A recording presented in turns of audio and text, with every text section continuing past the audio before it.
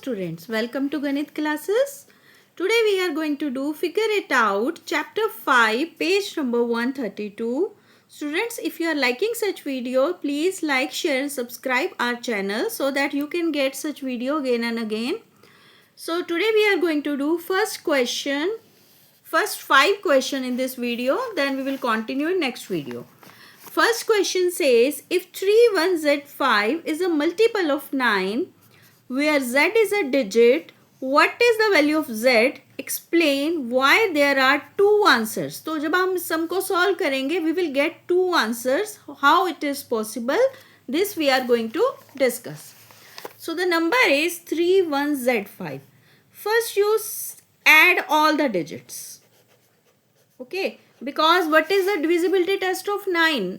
9 का टेस्ट क्या है कि सारे डिजिट्स का सम जो है इट शुड बी डिविजिबल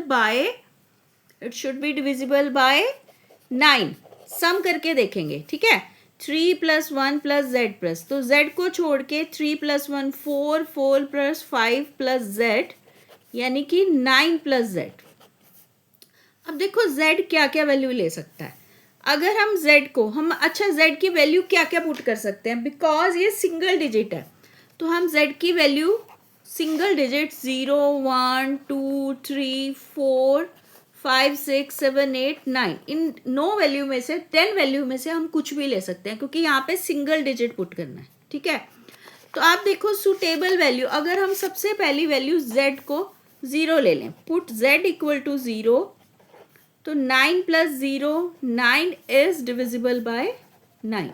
जो सम है वो डिविजिबल बाय 9 हो गया. तो फर्स्ट केस हमारा हो गया z = 0.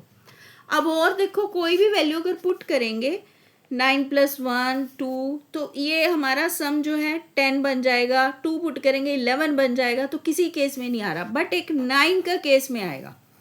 और 9 + 9 = 18 which is also divisible by 9.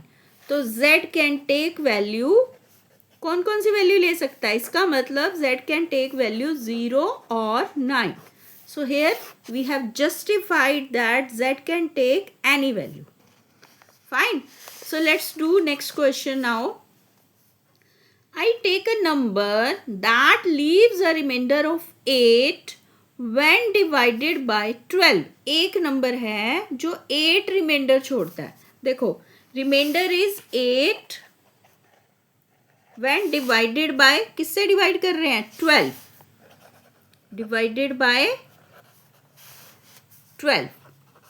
Second case says, see second case, in second case says, and take another number which is 4 short of multiple of 12.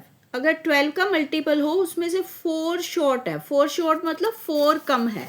तो दूसरा नंबर, अब पहले तो फर्स्ट नंबर बना लेते हैं. नंबर कैसा बन जाएगा, first number will be divided by 12. तो 12 के साथ आप कुछ भी ले लो, क्योंकि क्वोशिएंट हमें नहीं पता. देखो हमने इतना सीखा है कि डिवाइडेड बाय 12, तो रिमाइंडर 8 आ रहा है. क्वोशिएंट कुछ तो आएगा, उसको हमने x ले लिया, प्लस रिमाइंडर 8. ऐसे ही बनाते हैं number, quotient into divisor into quotient plus remainder, ठीक है. फर्स्ट नंबर ये बन गया. Second condition says and 4 short of, अब दूसरा नंबर क्या बन रहा है, दूसरा नंबर कह रहा है कि 4 शॉर्ट मतलब -4 मल्टीपल ऑफ 12 के मल्टीपल से 4 शॉर्ट है, ठीक है. Then he says there sum will always be multiple of 8. अब हम सम करके देख लेते हैं. First number plus second number, 12x + 8 + 12x - 4. तो यहाँ पे आप इसमें क्वोशिएंट y ले लो, क्योंकि ये दोनों डिफरेंट नंबर है, तो क्वोशिएंट अलग अलग ले लेते हैं. 12 कॉमन ले लिया, तो ये क्या आ गया, x + y एंड 8 - 4 इज 4, ठीक है. बेटा x और y जो होंगे कुछ ना कुछ न्यूमरल होंगे, तो इसको हमने x और y को कोई भी आप न्यू नंबर इमेजिन कर लो, k ले लो. तो सम क्या बन गया, 12k + 4. Now he says कि ये जो सम आ रहा है will always be a multiple of, क्या कह रहा है, it should be a multiple of 8. 8 इनमें से कॉमन निकलना चाहिए. तो हम डिफरेंट वैल्यू पुट करेंगे इसमें so put k equal to 0 put करके देख लो, ठीक है। तो 12 इंटू 0 प्लस 4, 4, ये मल्टीपल ऑफ 8 है? नो। अब k को 1 पुट कर लो, 12 इंटू 1 प्लस 4, 12 प्लस 4 16, यस, ये 16 तो 8 पे डिवाइड हो रहा है। Put k is equal to 3, 12 into 3 plus 4, 36 plus 4 40, yes. Put k equal to 4, 12 into 4 plus 8, 48 plus 4 52, no. So it is not always true. सो इस क्वेश्चन में था इज ऑलवेज बी, हमेशा ही मल्टीपल ऑफ 8 होगा। सो ये किसने क्लेम किया? क्लेम स्नेहल। तो आपने इसमें प्रूव कर दिया no, it is not always true. So it is not always true. ये हमारा हो गया second question at page number 132। Now we come to third question. See, when is the sum of 2 multiple of 3 a multiple of 6? कि आपने ये सोचना है, इसमें आपको पूरा क्वेश्चन एक ही इस फ्रेम में दिखा रही हूँ। What he says, sum of, this is beta again I am reminding you, we are doing page number 132. When is the sum of 2 multiple of 9? दो 3 के मल्टीपल ले लो, is always a multiple of 9, ये 6 के multiple होंगे अगर हम इनका सम कर लें। When it is not, obtain the different possible cases and generalize the pattern. Generalize मतलब हमें कुछ imagine करनी पड़ेगी, x y कुछ अलजेब्रा की यूज करनी पड़ेगी, ठीक है। जर्नल हमें फॉर्म बनानी है। Let 3a and 3b, हमने कोई भी मल्टीपल ले लिए, b मल्टीपल ऑफ 3, ठीक है। अब इनका सम कर लो, सम क्या हो जाएगा? यही बोला है ना, 2 multiple of 3 is a multiple of 6। तो हम सम कर लेते हैं 3a प्लस 3b, 3 कॉमन ले लिया, a प्लस b, ठीक है। तो अब इसमें हमारे पास नंबर आ गया 3a प्लस b। अब आपको प्रूव करना है कि ये मल्टीपल ऑफ किसका है, 6 का आ रहा है या नहीं आ रहा है। तो 6 के लिए क्या करते हैं, when it is explain, तो हमने देखना है।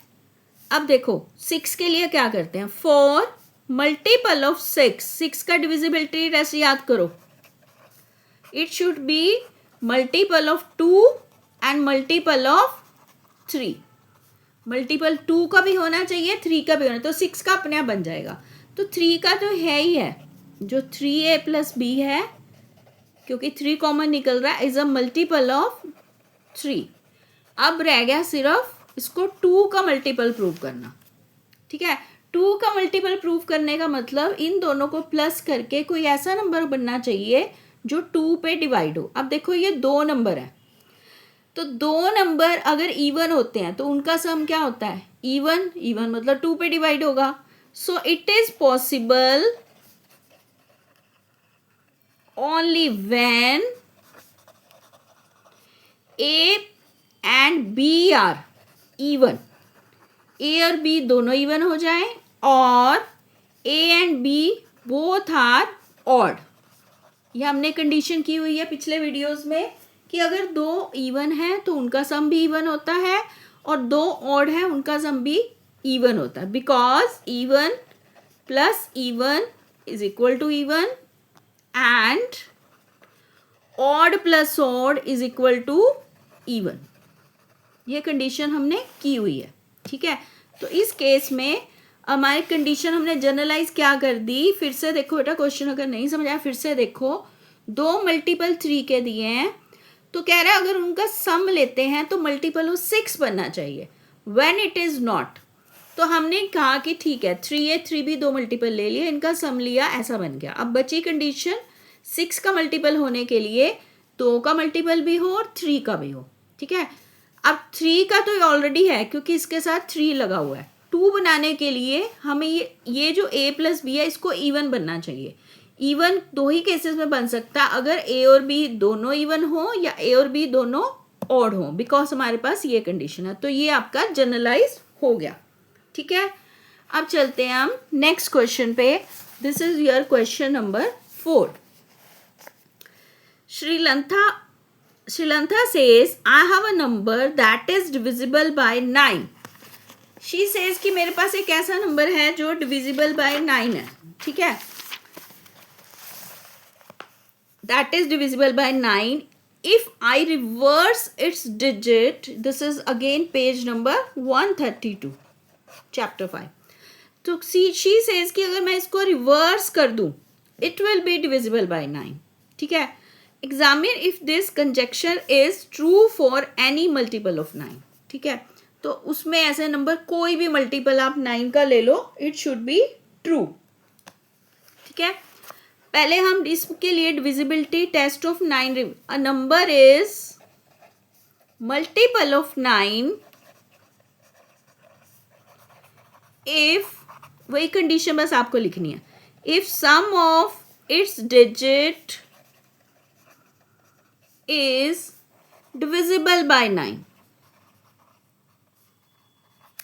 तो हम इसमें सम ऑफ डिजिट लेते हैं. अगर हम जैसे कि 63 इज डिविजिबल बाय 9.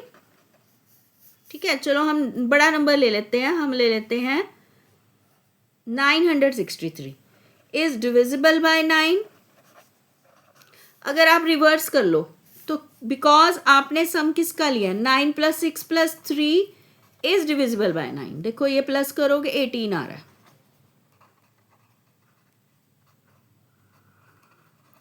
अब आप डिजिट्स को उल्टा कर लो और 369, 3 को इधर कर लिया, 6 को इधर और 9 को इधर, is also divisible by 9.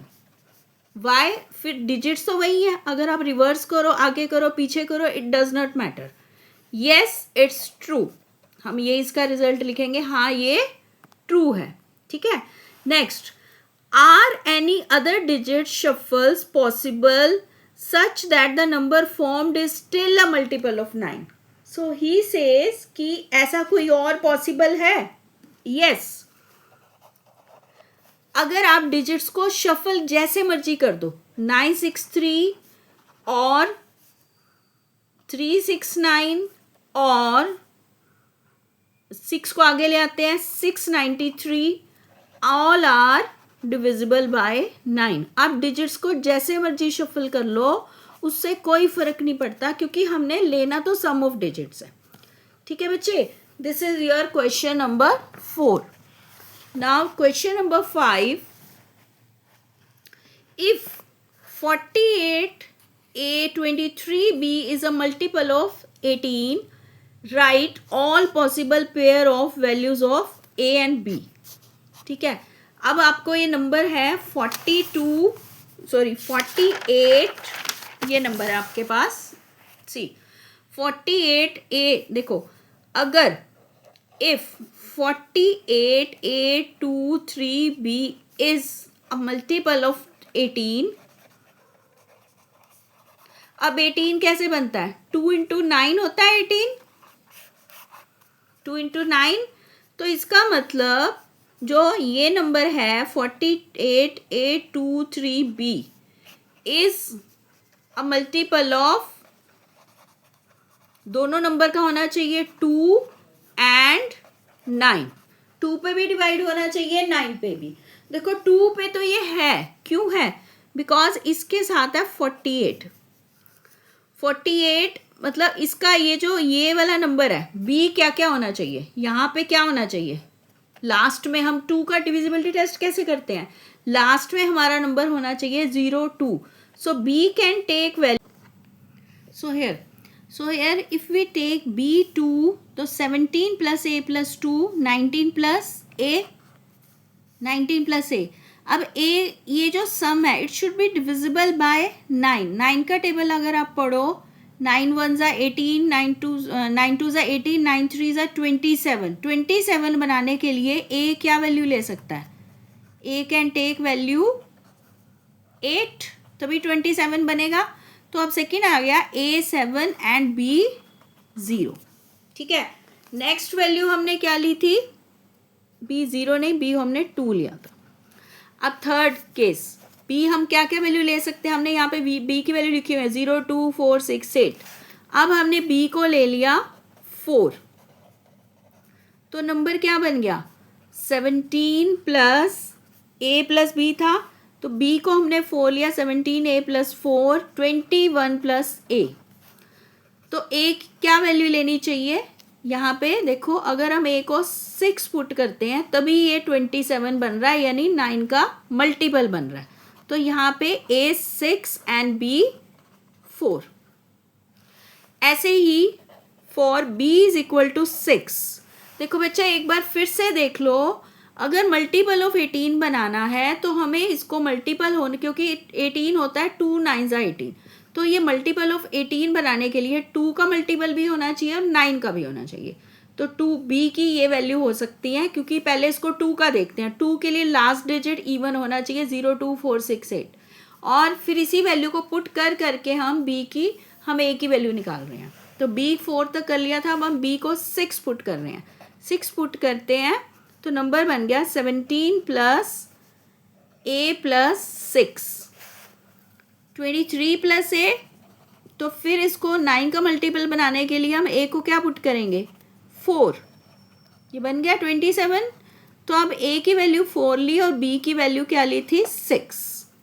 Last value बची है for B is equal to 8। तो आपका नंबर बन गया 17 प्लस ए प्लस बी की वैल्यू क्या ली थी 8, 17 प्लस 1 25 प्लस ए। तो ए क्या वैल्यू ले सकता था कि 9 का मल्टीपल बने 2, 25 प्लस 2 27। तो ए की वैल्यू आ गई, कितनी ली हमने 2, और बी की वैल्यू हमने पुट करी थी 8। तो ये सारी आपकी ए और बी की डिफरेंट वैल्यूज़ आ गई, A1 B0, ऐसे ही डिफरेंट। ये आपको इस क्वेश्चन में जस्टिफाई करना था, what are the possible value of A and B। I hope this is clear to you. If you are liking such video, please like, share and subscribe. Okay, bye bye.